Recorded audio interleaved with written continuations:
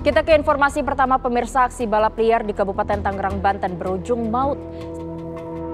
Pernah nggak sih kamu penasaran kenapa ya orang-orang bisa doyan banget sama balap liar? Kamu tahu kan, itu hobi yang sudah jelas-jelas berbahaya banget. Kalau kamu nyari kata balap liar di berita, yang muncul pasti cerita soal kecelakaan, korban meninggal atau bahkan pengguna jalan yang tidak salah apa-apa ikut kena. Tapi herannya, kok balapan liar ini masih banyak peminatnya, bahkan banyak juga penontonnya. Apa mereka tidak peduli sama nyawa? Atau ada sesuatu yang bikin mereka kecanduan? Atau hobi ini semacam memicu adrenalin? Korban tewas di lokasi kejadian setelah sepeda motornya menabrak pohon.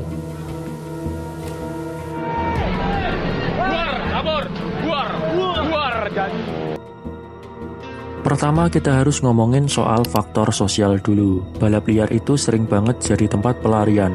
Banyak dari pelaku balap liar itu anak-anak muda, biasanya dari geng atau komunitas yang hobinya tidak terfasilitasi. Kamu tahu kan betapa menyebalkannya ketika punya hobi tapi tidak ada fasilitasnya.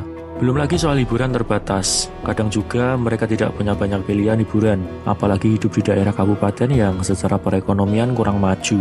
Beda sama anak-anak kota yang banyak pilihan hiburan, yang bisa nongkrong di kafe, banyak tempat ramai, atau banyak konser musik. Sebenarnya sih tidak terbatas juga, namun jika berkaitan dengan motor, selain geber-geber knalpot ya larinya ke balapan ini.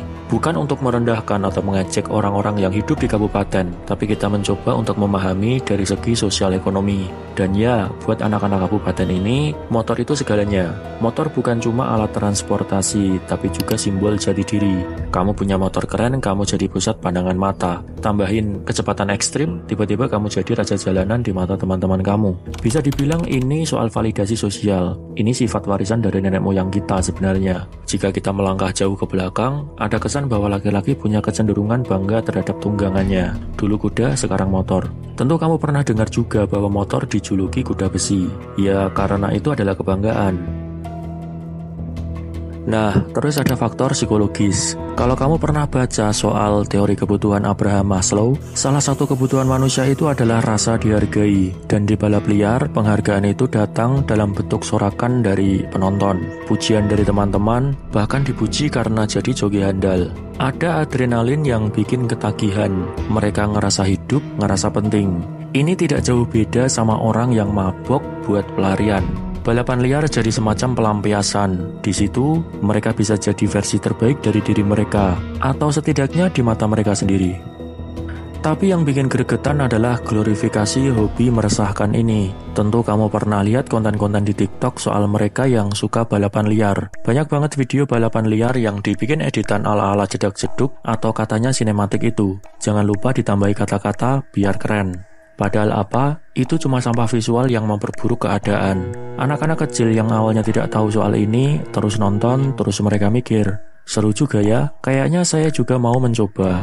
Tidak ada yang peduli kalau di balik video keren itu ada cerita korban meninggal ditabrak, ada ibu yang kehilangan anak, atau ada korban yang sekarang harus jalan pakai tongkat. Semua itu tidak masuk ke kamera karena tidak estetik. Kalau teman mereka yang jadi korban, yang lain paling cuma bikin video dengan caption, "Selamat jalan kawan." Saya kira sistem juga tidak lepas tangan. Jujur saja, saya kadang mikir, apa polisi ini serius ngurusin balap liar? Tiap ada berita tentang razia, pelaku balap liar ditangkap, motor disita, itu seperti angin berlalu. Balapan bubar di satu tempat, minggu depan muncul lagi di tempat lain. Kalau kamu pikir-pikir, ini kayak kucing sama tikus main kejar-kejaran. Sebenarnya silahkan saja sih mau balapan dimanapun, cuman yang jadi korban itu banyak orang-orang yang tidak bersalah. Pengguna jalan lain yang cuma mau lewat yang mana itu jalanan umum, tiba-tiba harus bernasib sial di jalan gara-gara ada bocah ngegas motor tidak pakai otak. Saya sendiri cukup sering menemukan bocah-bocah semacam ini, kumpul di jalanan yang lurus, geber-geber motor, dan balapan seenak jidatnya. Bahkan pernah lewat jalanan bekas untuk balapan yang ada bercak darah di aspal dan polisi yang mengamankan sekitar. Bikin geleng-geleng kepala, nggak ada kapoknya. Saya bukan cuma mau nyalahin pelakunya doang, karena kalau kita mau fair, balap liar ini cuma puncak gunung es dari masalah yang jauh lebih besar. Kemiskinan, kurangnya pendidikan, dan kurangnya fasilitas untuk anak muda. Kamu tahu kan sirkuit balapan resmi itu mahal dan tidak bisa digunakan sembarangan orang. Sementara itu, kalau kamu mau balap liar, kamu cuma perlu jalanan sepi dan lurus dan motor modif seadanya. Buat mereka, ini cara murah buat dapat hiburan, sekaligus pengakuan. Apabila mereka difasilitasi dengan layak, ini bisa jadi potensi yang besar sebagai cikal bakal atlet balapan profesional. Bukan hanya jadi sampah masyarakat yang merugikan banyak orang. Tapi tetap saya tidak bisa menutup mata sama kerusakan yang mereka bikin. Nyawa orang itu tidak main-main, dan disinilah letak kritik terbesar dalam video ini. Mereka mungkin tidak sadar atau lebih tepatnya tidak peduli kalau yang mereka lakukan itu tidak cuma beresiko buat diri mereka sendiri.